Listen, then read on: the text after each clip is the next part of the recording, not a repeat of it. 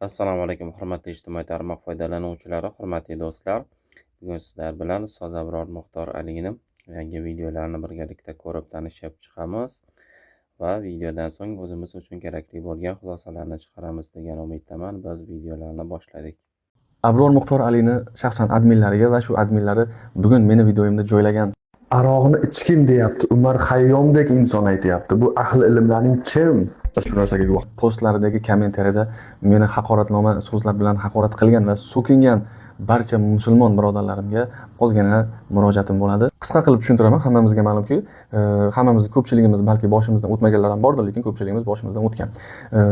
O'zim quloqim bilan eshitgan gaplarim, mana Umar Xayyomdek inson shu misralarda yozgan. "Men ichsang oqilu dono bilan ich" degan misralarda yozgan. Shunday olim zot ham shu mayda aroqni ichgan. Seni bu ahli ilmlaring kim degan gaplarni o'zim ko'p eshitganim uchun shu narsani noto'g'ri ekanligini yoritish maqsadida bugun internet sahifasiga shu narsani gapirib qo'ygandim va o'sha Instagram tarmog'ida o'zini katta obunachilarga ega bo'lgan ahli ilmlarimizni atmetga qilib belgilab qo'ygandim. Abror Muxtor Alini adminlari, Alloh rozi bo'lsin, avvalambor bizni savolimizni inobatga olib postlarga joylabdilar, lekin postlarga joylaganda shu kesib videolarimni o'sha bosh qismini kesib, keyin savolga javob bergan holatda joylaganlar. Lekin videodagi ko'pchilik shu narsani noto'g'ri tushunyapti. Iltimos qilardim, ahli ilmlarimiz shu narsani yoritsanlaring ko'pchilikka manfaatli bo'lardi degan gapirilgan joylari bor edi. Shu Umar Xayyomda yozgan satrlarni bizga tarjima qilib, asl ma'nosini tushuntirib berib, shu internet tarmoqlariga joylashlaringizni so'rardim. Chunki ko'pchilik bu narsani noto'g'ri yo'lga yoyadi va ko'pchilikka bu narsa manfaatli bo'ladi degan umiddaman. Adminni o'zlariga ham yozdim. Admin iloji boricha videoni to'liq qo'ying yoki o'chirib tashlang. Odamlar noto'g'ri tushunib meni so'kyapti degan ma'noda o'zlariga SMS yozdim.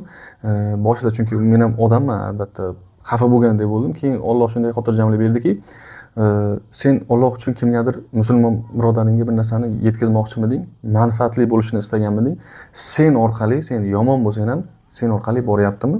Demak, sen xotirjam bo'l, Alloh bilguvchi. Bandani gapi baribir yer tagiga kirib ketadi, seni qilgan ibodating tepaga chiqadi degan xotirjamlik keldi. Ko'pchilik musulmon birodarlarimiz tushunib tushunmasdan menga ko'p haqoratnoma so'zlarni, hattoki kofir deyishga ham borishyapti. Akalar, kofir degan so'z, agar bitta insonni sen kofirsan desa, o'sha insonda agar kofirlik xislati bo'lsa, borib u gap yopishadi, lekin kofirlik xislati bo'lmasa, u gap borib qaytib o'ziga keladi degan kitoblarda o'qiganmiz. Hammamizdan Alloh rozi bo'lsin. Avvalambor ozgina bir kimning xatosini deb, balki admindir, balki o'zimizdir. O'zimizda ham balki ayb bor, albatta noto'g'ri gapirgan joyimiz bo'lgan. Bir-birimizni bilib bilmasdan haqorat qilmaylik, iltimos sizlardan shu narsani so'rab olardim. Sog' bo'linglar, salomat bo'linglar. Alloh harom qilgan narsa haromligini bizni yoshligimizdan oilamizga o'rgatib kelishgan. Sog' bo'linglar, salomat bo'linglar. Power High School maktabimizdagi sharoitlar. Bolalarimizni qiziqishiga moslashgan zamonaviy ta'lim, undan tashqari maktabimiz qoshida yotoqxona tashkil qilingan, qizlar uchun alohida, o'g'il bolalar uchun alohida. Bizda katta suzilish havzasi bor va ikkita stadion bor. Undan tashqari 7-sinfdan 11-sinfgacha bo'lgan tibbiyotga qiziqqan o'quvchilarimiz uchun ximiya, biologiya laboratoriyasi tashkil qilingan va darajaga bo'lib o'qitish, bolalarimizni qadriyatiga e'tibor berish, ularni ota-onasiga, ustoziga, vataniga bo'lgan muhabbatini shakllantirish ta'lim doiramizni asosiylaridan hisoblanadi. Bolalarni maktabga olib kelib, olib ketishlik uchun tekin avtobus ham qo'yilgan. Bu maktabda siz agar farzandingizni o'qitmoqchi bo'lsangiz, quyidagi raqamlarga qo'ng'iroq qiling.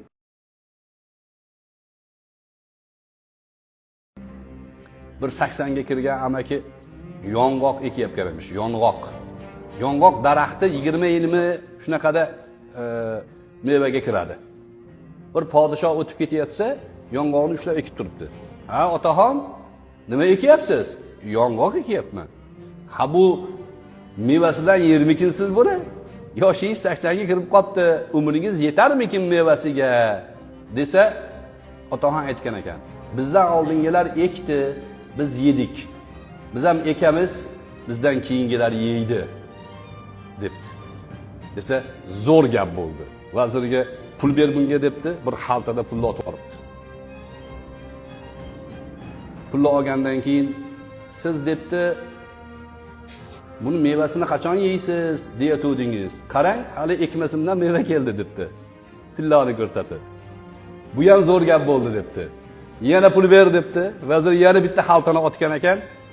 Shohim bir yong'oq bir yilda bir marta meva qiladi. Meni mevamni qarang, 2 marta meva qilyapti dermish. Shunda vazir aytibdi, shohim tezroq qochaylik, hozir pulsiz qolib ketamiz dermish.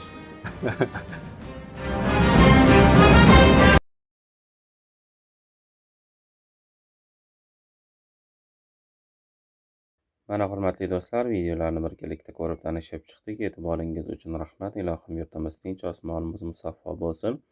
Kelgusi videolarda sihatlikda, salomatlikda diydorlashish barchamizga nasib qilsin. Salomat bo'ling.